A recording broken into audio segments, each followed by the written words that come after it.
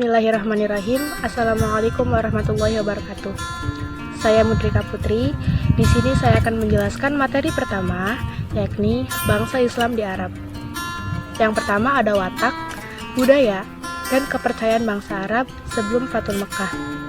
Ketika Islam pertama kali disiarkan oleh Nabi Muhammad SAW secara terang-terangan, bangsa Arab melakukan penolakan, terutama kaum Quraisy yang sangat tidak menerima agama baru yang dibawa oleh Nabi Muhammad SAW. Mereka tetap berpendapat bahwa kepercayaan wasanilah yang paling benar, karena kepercayaan tersebut merupakan kepercayaan dari nenek moyang mereka. Kaum Quraisy berpendapat bahwa kepercayaan yang telah dianut oleh nenek moyang mereka telah cukup. Bahkan, mereka menyeru Nabi Muhammad untuk tidak menyiarkan Islam dan kembali kepada kepercayaan Islam. Perilaku bangsa Arab pada masa sebelum Fathul Mekkah belum terdapat perubahan yang besar. Mereka masih saja melakukan kebiasaan-kebiasaan jahiliyah.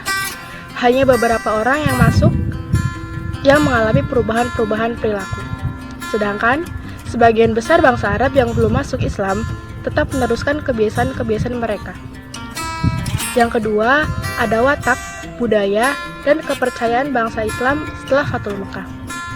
Setelah terjadinya penaklukan terhadap kota Mekkah, penduduk kota tersebut yang masih menganut kepercayaan wasani tiba-tiba berbondong-bondong menyatakan bahwa mereka masuk Islam.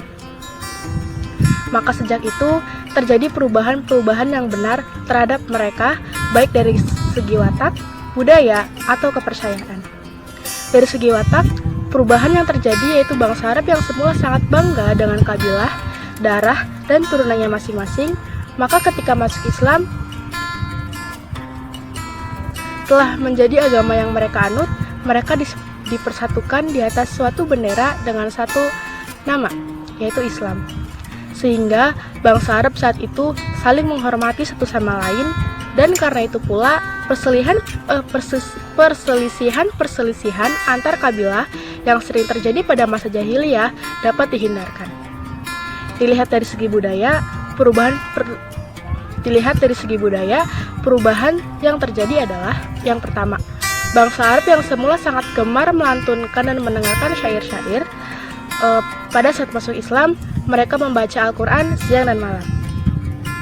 Yang kedua, kebiasaan meratap yang sering dilakukan pada masa jahiliyah mereka tinggalkan, karena agama Islam telah melarang perbuatan tersebut.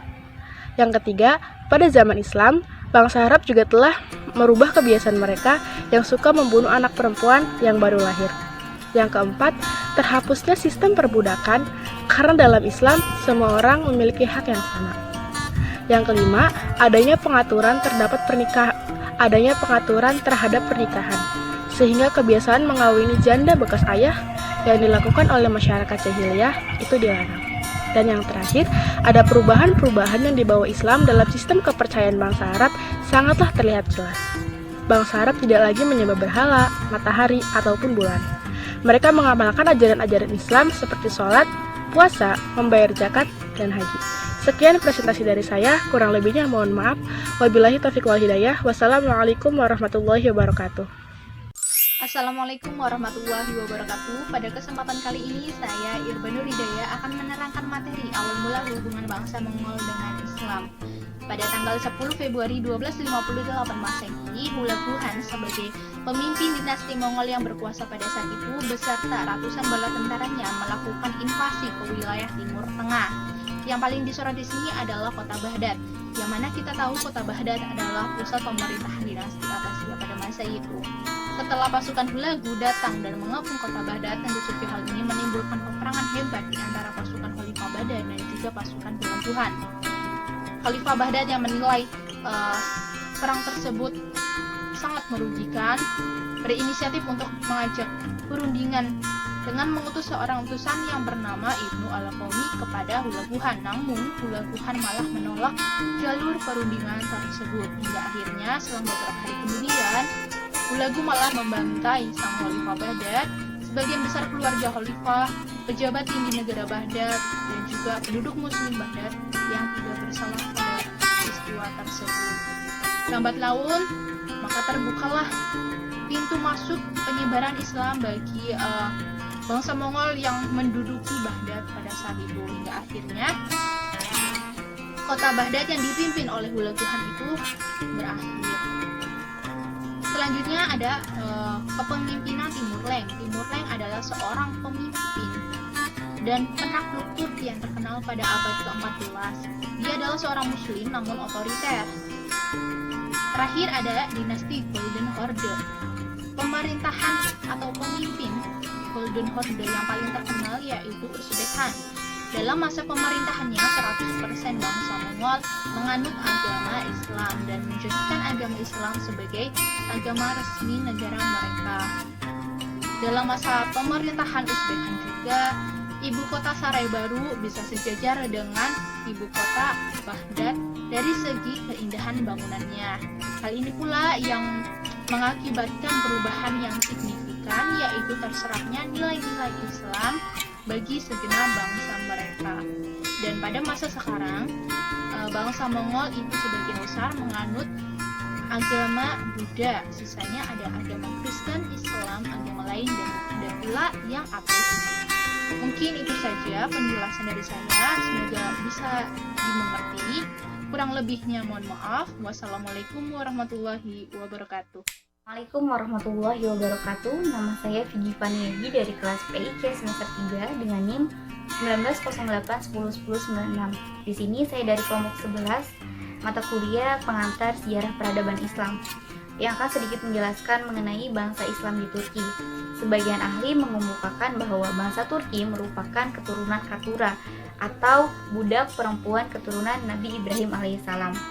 Menurut mereka, yang dimaksud dengan Katura adalah putri raja dari kerajaan Turki. Para pengikut ini berdalil dengan hadis Rasulullah Sallallahu Alaihi Wasallam yang berbunyi, biarkanlah bangsa Turki selama mereka membiarkan kalian. Sesungguhnya yang pertama kali merampas kekuasaan umatku dan apa yang dianugerahkan oleh Allah Subhanahu Wa Taala kepada mereka adalah Bani Katura. Turki merupakan istilah dari setiap suku dan kerajaan, dan setiap suku memiliki kerajaannya tersendiri yang berperang satu sama lain. Meskipun jumlah etnis Turki terbilang minim, namun ini memberikan andil besar terhadap bidang politik maupun sosial. Pencapaian yang telah diraih Turki di bidang ekonomi dan penguatan demokrasi yang telah mereka raih menjadi penguatan atau menjadikan mereka percaya diri untuk bisa mempromosikan apa yang telah mereka raih ke negara-negara di kawasan. Di bidang politik, Turki mengimplementasikan demokrasi dengan merujuk ke Uni Eropa atau merujuk pada standar Uni Eropa, di mana merupakan prasyarat bagi seluruh negeri kandidat atau negara kandidat. Berbicara tentang Turki merupakan bagian atau sejarah terpenting bagi umat Islam, di mana ketika berbicara tentang Turki, bagi umat Islam merupakan perantara dunia, di mana Turki adalah bagian terpenting dari potongan sejarah gemilang dari peradaban Islam itu sendiri. Di negara ini telah tercatat sebagai presentasi besar bahwa Islam hampir 500 tahun pernah menjadi pusat kekuasaan dunia. Negeri ini sangat disegani oleh Eropa. Jatuhnya kota Konstantinopel pada tahun 1453 yang kemudian beralih nama menjadi kota Istanbul adalah saksi sejarah akan kebesaran dinasti Turki Utsmani. Turki juga merupakan bagian terpenting dari sejarah Islam modern, yang dimana kebesaran peradaban Islam menjadi kian berpengaruh dan berdiri sejajar dengan peradaban-peradaban lain ketika pijarnya terang benderang di Turki. Ini sedikit penyampaian dari saya, kurang lebihnya mohon maaf.